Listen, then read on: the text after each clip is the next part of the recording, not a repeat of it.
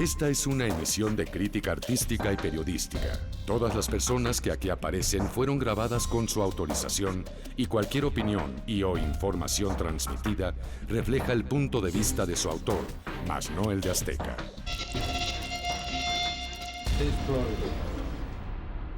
Fue la máxima autoridad de la policía del Distrito Federal en el sexenio de José López Portillo. Estamos demostrando a la ciudadanía que hay una policía con cariño, que nos jugamos la vida. Su influyentismo y poder lo llevaron a extender sus tentáculos en otros terrenos, convirtiéndolo en un hombre increíblemente poderoso, pero también en un ser ambicioso y corrupto. Arturo se dedicó, en vez del fuero común, al fuero federal. Drogas, contrabando y por toda la república. Muy poderoso en su momento y se hacía lo que él decía. Él obligaba a que se cumpliera con diferentes cuotas.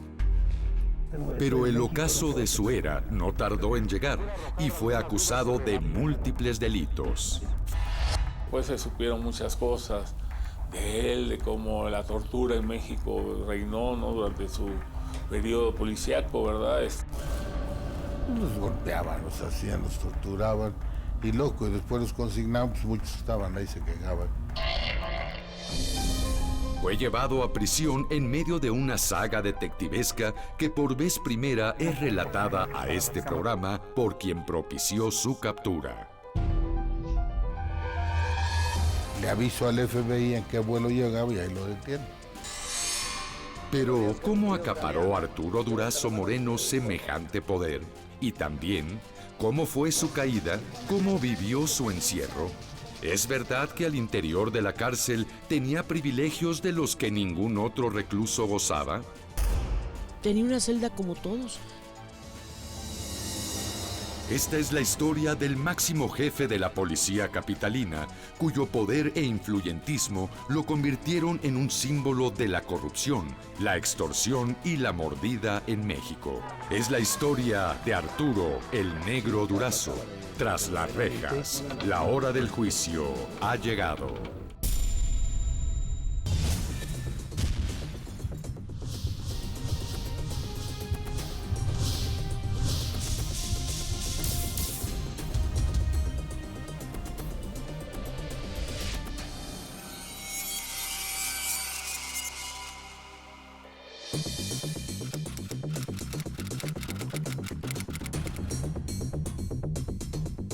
El 29 de junio de 1984, luego de una intensa búsqueda por diversos países de América y Europa, Arturo Durazo Moreno fue detenido por agentes de la Oficina Federal de Investigaciones, FBI, de Estados Unidos, en el Aeropuerto Internacional de San Juan, Puerto Rico. Había sido interceptado primero en Brasil, acusado de evasión fiscal, contrabando, acopio de armas, extorsión y amenazas cumplidas en contra de sus subordinados, delitos ejecutados durante su gestión como director general de Policía y Tránsito del Distrito Federal en el sexenio de José López Portillo. Estaba muy pendiente de lo que ya se estaba hablando de una posible orden de aprehensión, se comunicaba constantemente al Distrito Federal. En contraste con esta versión, por primera vez y en exclusiva para Tras las Rejas, Miguel Aldana, el entonces director de la Interpol México, y a quien se atribuye la captura de Arturo Durazo, revela todo lo que éste intentó para evadir a la justicia mexicana. Arturo se va a Brasil. Claro, detecto dónde, ahí estaba en Brasil. Yo detecto de las llamadas que él estaba haciendo de su sobrino de Brasil. Cuando ya le habló a la policía, me dijo, sí, está aquí. Justo cuando el operativo para arrestarlo estaba listo, Durazo desaparece de Río de Janeiro, obligando a los agentes a abortar la misión. Fue el secretario del director y Ventura, fueron a Brasil. Cuando llegaron ya no estaba. Por eso fue el abortar, ¿no? Entonces, posteriormente al mes, llega él. Y entonces me avisa el director de la policía y pues aquí está. Pues ahora sí no hay ningún problema, no voy a ir, pero hazme un favor, deténlo y lo pon a mi disposición en el avión y se va a Puerto Rico. Dices que nosotros tenemos que mandarlo a Puerto Rico. Miguel Aldana asegura que la intención de Durazo en Brasil era encontrarse con el presidente Miguel de la Madrid, quien iba a realizar una gira de trabajo y solicitarle ahí su perdón a través del entonces director del periódico Excelsior, Regino Díaz Redondo. Que el director de Excelsior, que era Regino, iba con Víctor Payán, hablaran con Arturo Durazo, con el presidente, y a perdonar a Arturo Durazo. Ese era el objetivo. Pero, ¿qué era lo que Durazo pretendía que Miguel de la Madrid le perdonara? ¿Tan solo sus errores y excesos que como funcionario público había cometido en el sexenio de su antecesor? Se sabe, tuvo dificultades con el que luego fue presidente, o sea, con Miguel de la Madrid. Durazo tenía un acercamiento con todo el gabinete de López Portillo, lo respetaban, sabían bien la forma en que lo consentía López Portillo, y López Portillo lo dejaba hacer.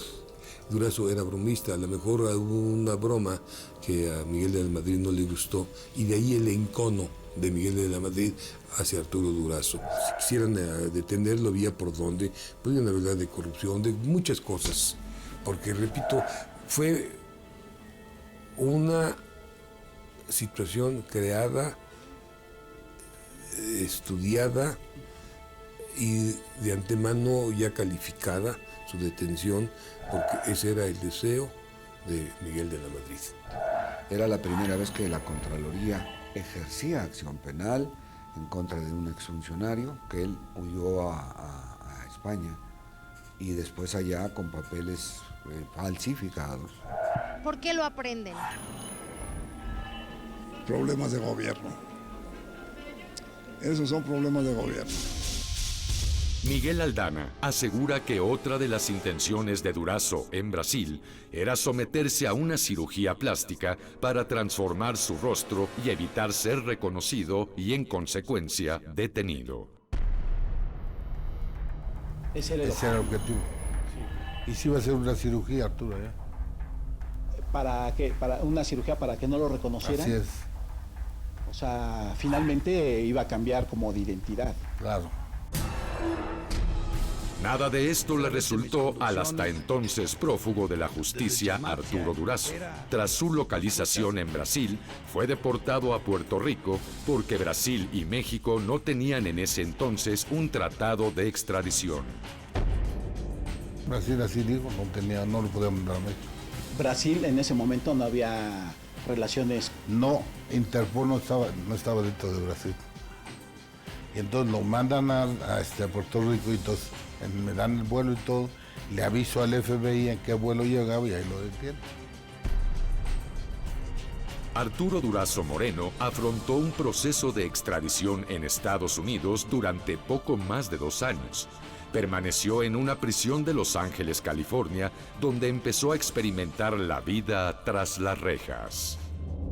¿Cómo vive ahí? Con 2 delincuentes, enemigos públicos número 1, compartiendo una celda, en donde la comida había que cuidarse, me decía Arturo entonces, de que lo que uno consumía, en ese caso Arturo, guardaba parte de la comida abajo de la almohada y se ponía de frente para evitar que se la quitara. Aunque Arturo Durazo buscaba permanecer el mayor tiempo posible en Estados Unidos para evadir a la justicia mexicana, fue su abogado, el penalista Juan Velázquez, quien finalmente lo convenció de aceptar la extradición a México y así ganarle tiempo a su proceso judicial.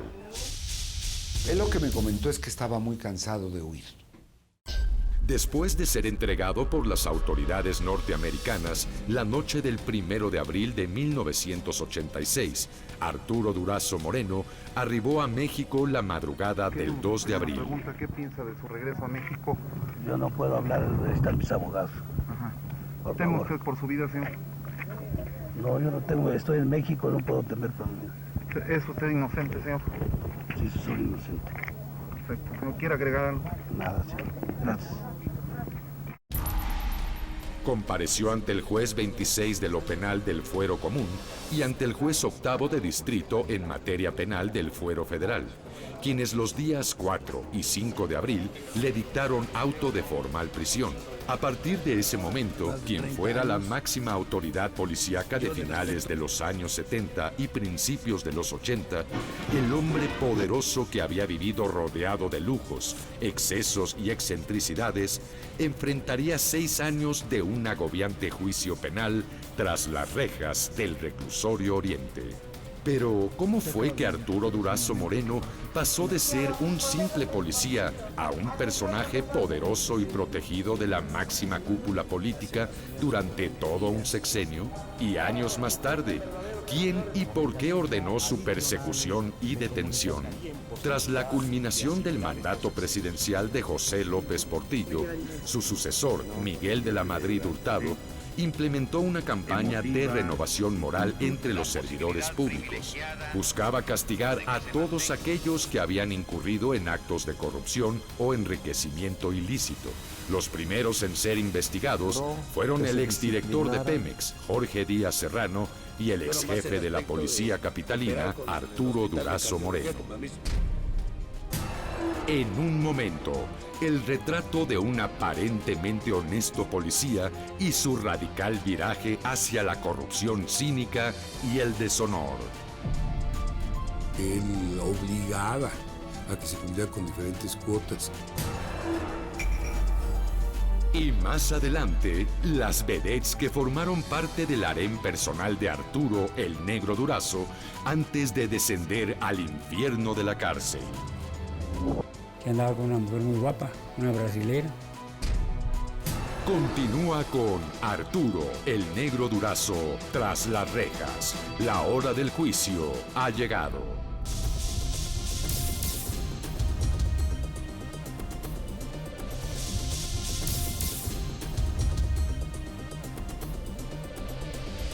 En 1984, 2 años después de finalizar su cargo como jefe de la policía del Distrito Federal, la fortuna de Arturo Durazo fue puesta en entredicho a través de Lo Negro del Negro Durazo, un libro escrito por José González González, quien fuera uno de sus colaboradores más cercanos y quien relata en el volumen la manera en que ejercía la corrupción y el origen de su increíble fortuna. Me molestó mucho, no esperaba que Pepe hablara de eso, dijo que era algo así despectivo, es un muerto de hambre, es un malagradecido. ¿Cuáles fueron estos actos de corrupción que llevaron a Arturo Durazo a estar tras las rejas? ¿Dónde comenzó su ambición de poder y dinero? ¿Quién era antes de ocupar la dirección de la policía del Distrito Federal?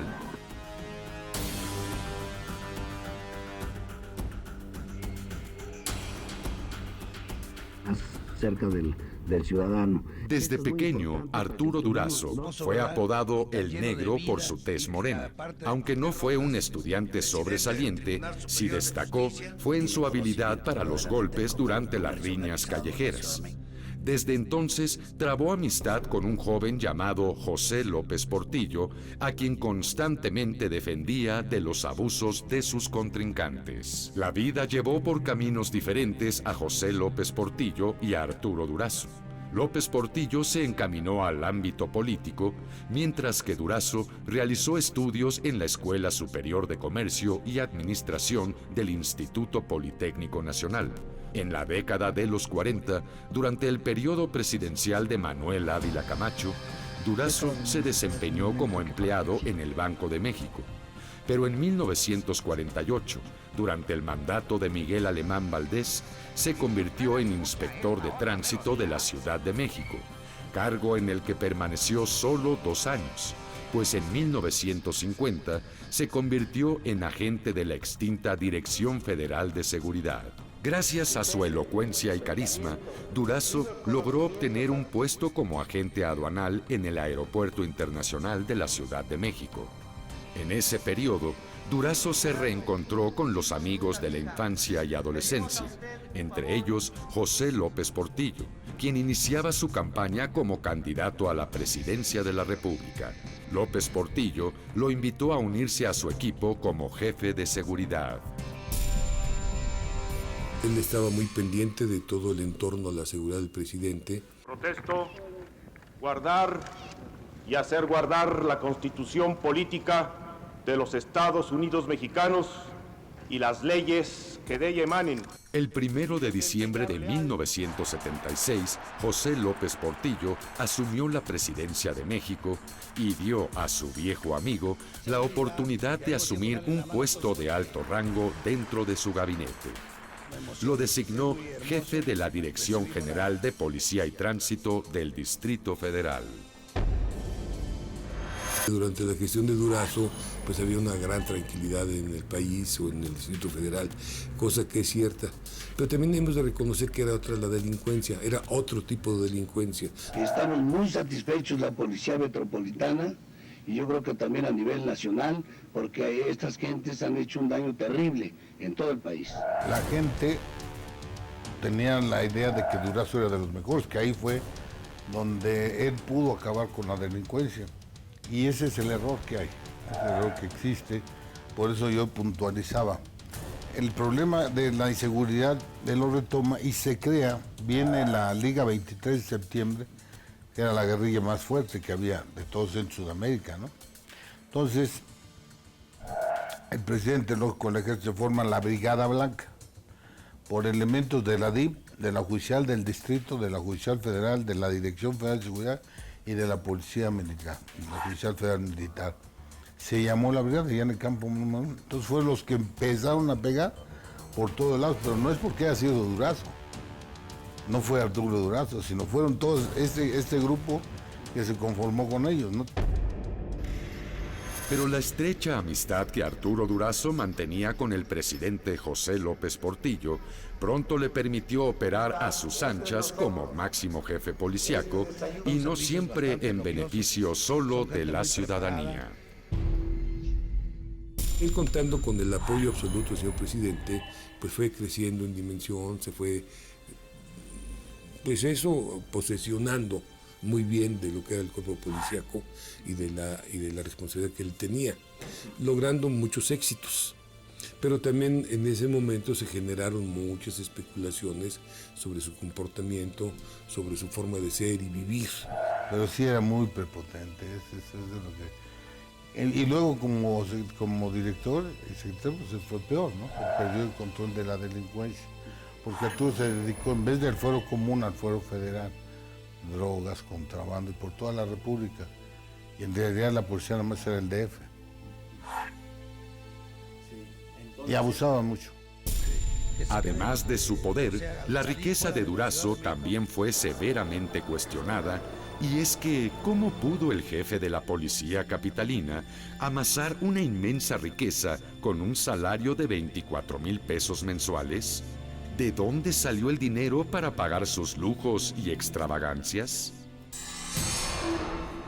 Inexplicables para la gente que no trabaja, pero yo, en primer lugar, cuando yo dejé la Federal de Seguridad, yo me fui a Chihuahua a trabajar con el general Guerrero, don Antonio Guerrero.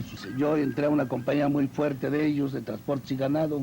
Me liquidaron con 2 camiones trailer Kingor. Y de esos después hice yo 14 camiones Kingor. Y me metí a trabajar yo en San Cristóbal. Era un negocio muy grande de azúcar en el estado de Veracruz, en donde me ayudó mucho el dueño y gerente general. Y yo amasé una cantidad bastante fuerte en aquel entonces.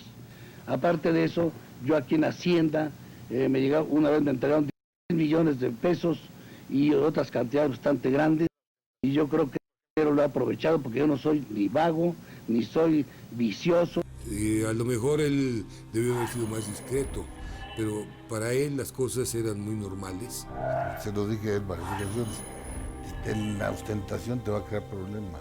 Este anillo me lo regaló hace 4 días Guadalupe Pintor, el boxeador, que por cierto me va a dedicar su pelea.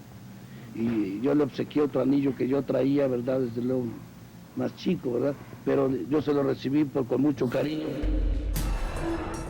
En el listado de las lujosas posesiones del Negro figuraban espectaculares y millonarias mansiones. Los acabados y muebles de la Casa del Ajusco, en Tlalpan, fueron importados de Europa para que se asemejara lo más posible a una auténtica cabaña de los Alpes suizos, además de que contaba con caballerizas, un cortijo, canchas deportivas, hipódromo y una discoteca que era réplica exacta de la famosa Estudio 54 en Nueva York. Aún sin terminar, dicha construcción contaba con una inversión de 100 millones de pesos. ¿De dónde obtenía el dinero para costearla? Fue una de estas mansiones la que simbolizó el ocaso y caída de El Negro.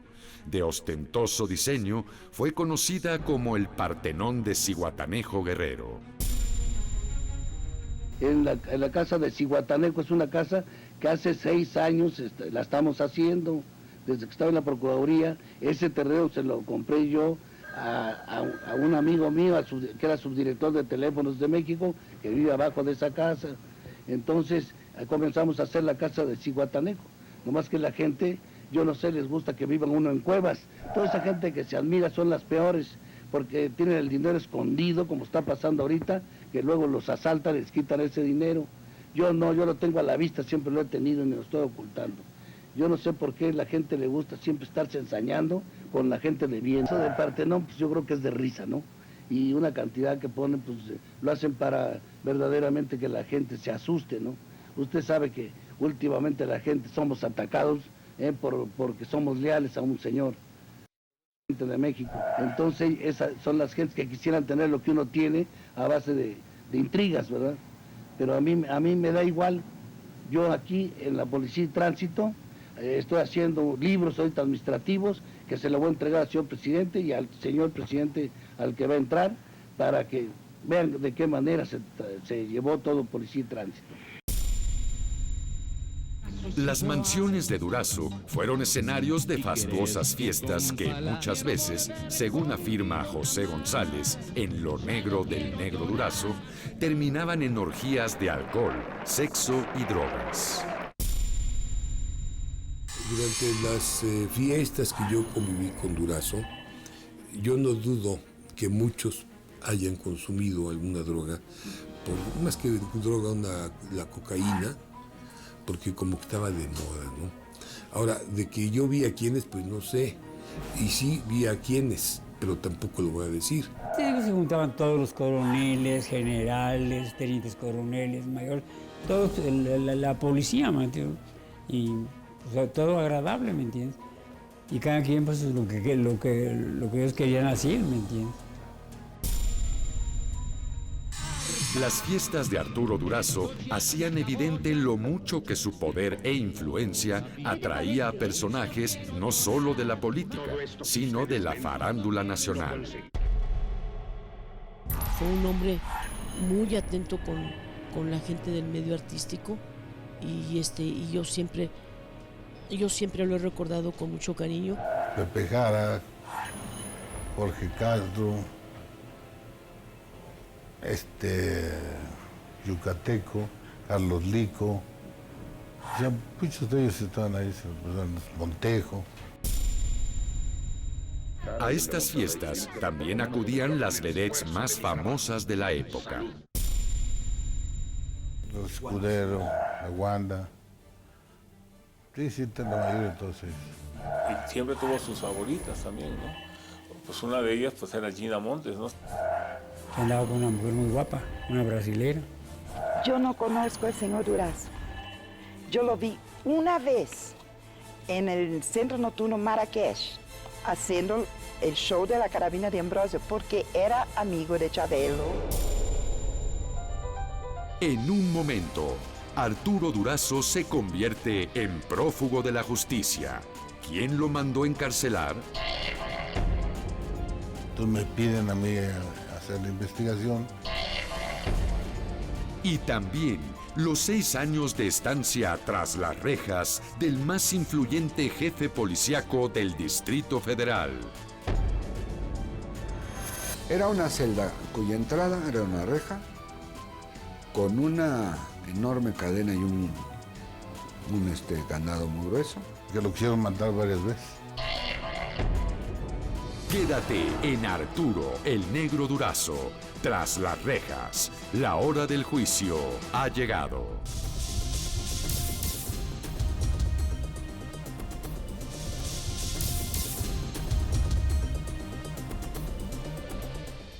Tras culminar el sexenio de José López Portillo y con la llegada de Miguel de la Madrid Hurtado a la presidencia de la República, comenzó la persecución de varios exservidores públicos acusados de corrupción y enriquecimiento ilícito.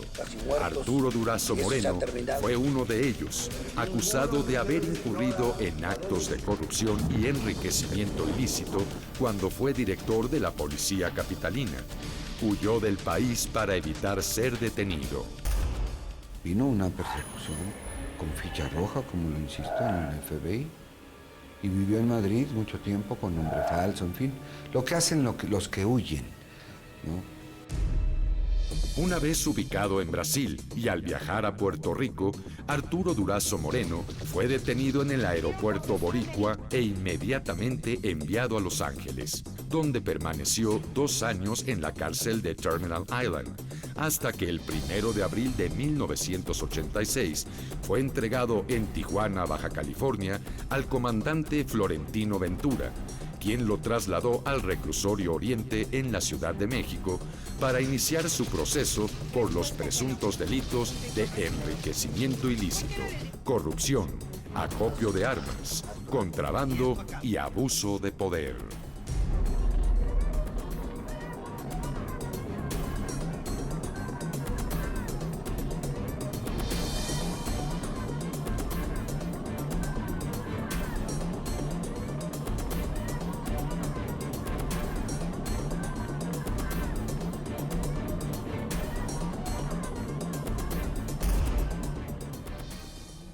Él es extraditado a México todavía en el sexenio de Miguel de la Madrid y se le había estado esperando tenerlo en México para proceder en contra de él. Si era el trato de un presunto delincuente, hubo un juez que lo consignó, que lo dictó el auto de formal prisión y vino el proceso del juicio de sus delitos. El 18 de abril de 1986, el Procurador de Justicia del Distrito Federal, Renato Sales Gasque, informó sobre el inicio de una nueva averiguación en contra de Arturo Durazo como presunto partícipe del múltiple asesinato de 12 sudamericanos, cuyos cuerpos fueron hallados el 14 de enero de 1981 en la lumbrera número 8 del emisor central del sistema de drenaje profundo, ubicada en San José Aculco, municipio de Atotonilco de Tula, estado de Hidalgo. A pesar de que decían que los desaparecidos de Tula eran los rateros los criminales más grandes que había, que fueron los que aparecieron ahí en Tula. Me piden a mí hacer la investigación, ya con Miguel de la Madrid, y otra vez se consignan las gentes, como en el caso de Río Tula. En el reclusorio Oriente, Arturo Durazo dejó atrás los lujos, la ostentación y el derroche. Era un reo más viviendo tras las rejas, aunque hay quienes aseguran que incluso ahí gozó de comodidades y prebendas. Él se encontraba propiamente aislado. Él ocupaba una celda de un grupo de 6. Era una celda cuya entrada era una reja con una enorme cadena y un ganado muy grueso, donde había un vigilante día y noche para atender el estado de salud o avisar a los servicios médicos. Estaba la caminadora, hacia a continuación la otra celda, que era su dormitorio. Yo lo fui a saludar ahí y me acuerdo que le llevé unos cigarros y le llevé una frutita y todo eso. Y tenía una celda como todos. Me acuerdo que estaba jugando dominó ahí con otros compañeros del preso. Pues yo lo vi muchas veces entonarse muy a gusto, todavía en la prisión. Le decía, dame mi té con té, y se refería a tomarse un té con tequila. Y entonces cuando le íbamos a visitar, decía, ¿quieres un té con té? Y ya sabíamos de lo que se trataba. Nos servían tacitas de café y jugábamos dominó. Eso ocurrió en el reclusorio. Y ahí comía en su celda y tenía sus cosas personales. Yo vi una cama común y corriente, un camastro ahí feo ahí con unas colchitas. No vivía con lujos. Yo le preguntaba que cómo tomaba el sol, que cómo... No, en una de las celdas entraba el sol y en la puerta donde estaba el vigilante sentado era una zona que daba a los patios y luego estaban los otros dormitorios o las galeras y él tomaba el sol ahí media hora diaria. Decía que no lo necesitaba mucho porque él ya se había bronceado desde que nació, pero tenía ese sentido del humor. Un día me dice, no le puedo pedir más a la vida, mano. Aquí me tienes en esta celda con vista al mal. Pero la imagen de poder que él mismo se había forjado en otros tiempos propició rumores de que entre sus privilegios se le permitía salir constantemente del encierro. No es cierto. No se puede. No, te sales, te vas, no te regresas, ¿no? Era muy difícil. Él me dice en una ocasión de las que lo visité, tú no sabes lo que es la cárcel, las noches en la cárcel, el silencio, el recorrer tu vida cuando estás recluido y la conciencia. Ay, me acuerdo que le llevé un San Juditas bendito. Se lo llevé, rézale para que te ayude. Rézale. Yo le estoy pidiendo mucho a él por tu libertad. Pero estar en prisión durante 6 años mantuvo la vida de Arturo Durazo en vilo, debido a las constantes amenazas de otros reos que tiempo atrás habían llegado ahí debido a sus órdenes. De muerte, varias. De muerte, varias, y desde luego relacionadas con muchos delincuentes, muchos que envió a la cárcel. Dada la personalidad de Arturo Durazo, dado el hecho de que mucha gente estuviera en la cárcel por él, por sus acciones, dado todo eso, pues lo único que se ejerció fue un programa de seguridad para no tener problemas, el presidio, un atentado, algo que pudiera perjudicar. Y él salía, daba una vuelta, media hora con 8 o 10 custodios y lo volvían a dejar en su celda. Y ya no salió porque lo quisieron matar varias veces. Miguel Aldana fue testigo de la vida que Durazo llevó en el reclusorio cuando el destino lo reunió justamente ahí. Aldana había sido su colega y amigo desde que ambos trabajaban en la Dirección Federal de Seguridad. Paradójicamente, luego propició su detención como director de la Interpol México, y cuando Durazo estaba en la cárcel, el propio Aldana fue acusado y consignado por diversos delitos. ¿Cómo fue su encuentro tras las rejas? Yo estaba en el modo de alta seguridad, entonces yo salía, pero no nos veíamos. Y cuando nos veíamos me daba la vuelta. Tenía 3 celdas, un área de 3 celdas en ingreso. Y casi no salía con los custodios a dar la vuelta y pues, se volvió a meter. Esa era su rutina de él. Sí. Y sí, llegaban muchos amigos a verlo, de las diferentes corporaciones. Ahí los recibía. Ex compañeros, una que otra vedette, funcionarios, de repente algunos, pues sí lo iban a visitar mucha gente. Tenía todo lo necesario ahí, ¿no? Que es el interno que lo podía hacer, ¿no? Y las gentes que lo ayudaban, pero no era muy ostentoso. Aldana revela un trato que años atrás había hecho con Durazo Moreno. Cuando llegó, era el jurídico de menor en el centro médico y todavía estaba muy fuerte, muy apariencia que iba a ser el próximo presidente, ¿no? Entonces Arturo me dijo, si tú llegas yo quiero ser tu segundo y si yo llego voy a ser el segundo. Ok. Entonces ya cuando llega Policía de Tránsito le digo, ¿qué pasó, man? Oye, no, pues a lo mejor todavía es de mayor. Le dije, no pasó. Entonces ya se siguió, el que fue a reclamar, le dije, oye, tú y yo quedamos en una cosa, sí, pero es que mira cómo está el problema. Entonces ahí quedó, pero seguimos siendo buenos amigos. En 1989, Arturo Durazo Moreno fue sentenciado a 12 años de prisión y al pago de una indemnización de casi 112 millones de pesos. Un año después, en septiembre de 1990, y a través de su abogado, Juan Velázquez, depositó una fianza por 3 millones de pesos con la esperanza de salir libre en relación a su sentencia de 4 años y 10 meses por el delito de acopio de armas. Sin embargo, tardaría todavía 2 años más en prisión para lograr su libertad condicional. En un momento, la liberación de Arturo Durazo Moreno por falta de pruebas. No tiene elementos jurídicos para que lo procesen por los del río Tula, no tiene. O sea, no había elementos que dijeran fue Durazo, ¿no? Y también, una grave enfermedad termina con la vida del más polémico personaje de la policía mexicana. De alguna manera se esperaba ya el deceso. Continúa en Arturo, el negro Durazo, tras las rejas. La hora del juicio ha llegado.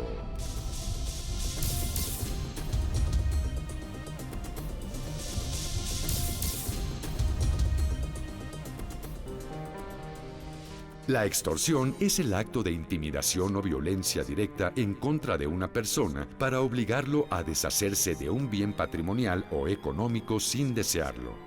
Entre los cuerpos policíacos es una práctica común que se realiza en diversos países del mundo, tipificándose como un delito de apoderamiento.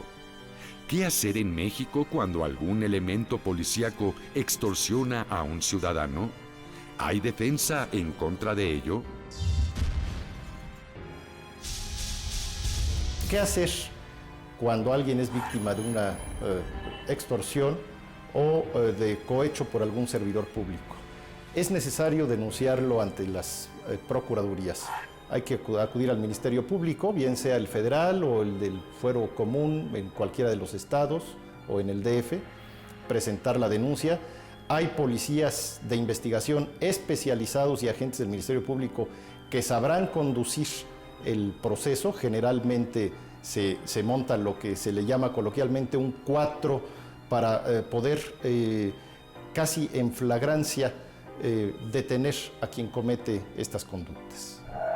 Las sanciones se agravan, prácticamente se duplican cuando quienes las cometen son miembros de corporaciones policiales o de las Fuerzas Armadas. Bueno, multimillonario no lo soy. Soy millonario y siempre lo he dicho. Tengo dinero porque, como todo el mundo, ahorita el que tiene ya 2, 3 millones de pesos es un millonario.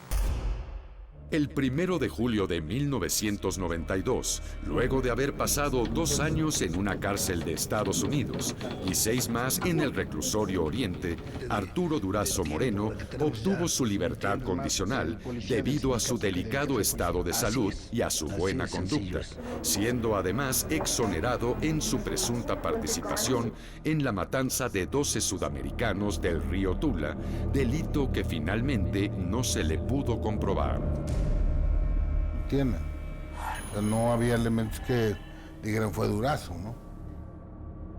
Entonces eso fue lo que lo ayudó mucho para que no le cargaran más delitos. Pagó 8 años como ningún otro jefe policíaco ha pagado, algo de lo que no le fue comprobado finalmente y logró salir. Tras su salida del reclusorio Oriente, se refugió en una casa que aún conservaba en Acapulco, donde frecuentaba a su amigo Andrés García. No, fíjate que cuando él salió, te digo, se quedaba en mi casa muchísimos días allá en la playa, nos quedamos en las hamacas y no hablábamos de su vida en la cárcel. No hablamos de la vida en la cárcel. Pero su regreso a la vida en libertad duraría poco. 8 años más tarde, un agresivo cáncer de colon lo atacó. Miguel Aldana volvió a encontrarse ahí con él y esta fue su despedida. Estaba mi primer esposo en el hospital inglés, él llega a consulta. Estaba al ladito y entré a verlo. ¿No? Entonces estaba con varias gentes. Le dije, no, vengo no que te moleste. Vengo a decirte que fuiste, eres y vas a seguir siendo mi amigo, nada más que te mareaste. No, sí tienes, lo que me han dicho es que el presidente, no expresidente, Pero no es cierto, yo te ayudé, te mandé a decir con Juan Velasco, con todo. Pues no tuviste problemas. Pero nunca te molestaste pensando que era yo. Tú tuviste problemas siempre tuviste problemas con Ventura, no te podías ver con él. Y no era yo. Acuérdate que Ventura se queda, cuando yo voy a la dirección fue Ventura se queda y él fue el que hizo la investigación. Entonces ya se quedó pensando y ya está ahí. Es un cáncer muy agresivo, como digo. Y el tratamiento y las quimios y todo no logran detener el problema. Y él muere en Acapulco, donde se fue a vivir para los últimos días de su vida. Arturo Durazo Moreno, el Negro, en otros tiempos uno de los más poderosos hombres del gabinete presidencial de José López Portillo, aquel que amasó una incalculable fortuna, que cometió excesos, excentricidades, que derrochó millones de pesos y se convirtió en un símbolo de la corrupción en México, murió el 5 de agosto del 2000 a causa de un infarto al corazón. Arturo Durazo Moreno fue velado en una agencia funeraria de la Ciudad de México y cremado. Luego sus cenizas fueron depositadas en un nicho en una iglesia del puerto de Acapulco. ¿Pero qué sucedió con las espectaculares mansiones que poseía en Tlalpan y en la Playa Madera en Zihuatanejo? Ubicada al pie del Ajusco, la casa donde durmiera el ex jefe de la policía, hoy es la sede de la Academia Mexicana de Ciencias. Así se veía solo 2 años después del deceso del Negro.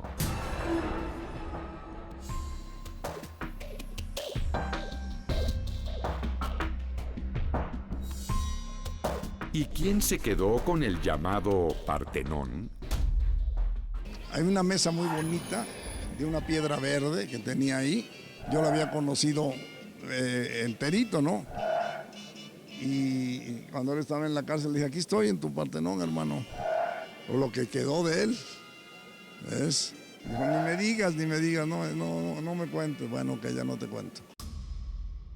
Solo unos años después del deceso del Negro, el gobierno municipal de Zihuatanejo expropió esta majestuosa construcción de 10,000 metros cuadrados, cuyo costo en 1992 era de 700 millones de pesos, con el propósito de crear ahí un museo y un centro cultural. Sin embargo, los hijos de Durazo Moreno entablaron una disputa por la devolución de esta y otras propiedades. Tras varios años de lucha, perdieron el litigio. Hoy pertenece al gobierno de Guerrero, que aunque lo mantiene en el abandono, se ha convertido en un sitio de atracción para decenas de visitantes debido a la historia negra que guarda entre sus paredes. El acceso al Partenón está restringido por 2 enormes rejas similares a las de la entrada al bosque de Chapultepec, pero con la autorización del municipio de Zihuatanejo se puede acceder al sitio donde permanecen inamovibles las columnas de mármol estilo Acrópolis y las figuras mitológicas esculpidas por Octavio Ponzanelli.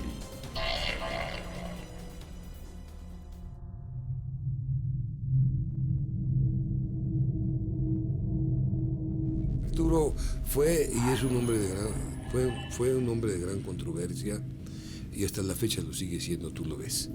Han pasado muchos años y él ya es un personaje emblemático para cuando se hable de riquezas, para cuando se hable de corrupción, para que cuando se hable de ciertas ilegalidades, siempre saldrá el nombre de Arturo Durazo. Estamos tratando de componer las deficiencias dentro del aspecto policiaco. Ustedes acuérdense, hace 4 años esto me lo dieron, que no sabía por dónde jalarle uno. Era un verdadero mazacuate, ¿verdad? Una policía muy deficiente, llena de podredumbre. Entonces se ha ido componiendo y yo creo que tenemos más o menos, yo calculo un 80% que esté muy saneada la policía.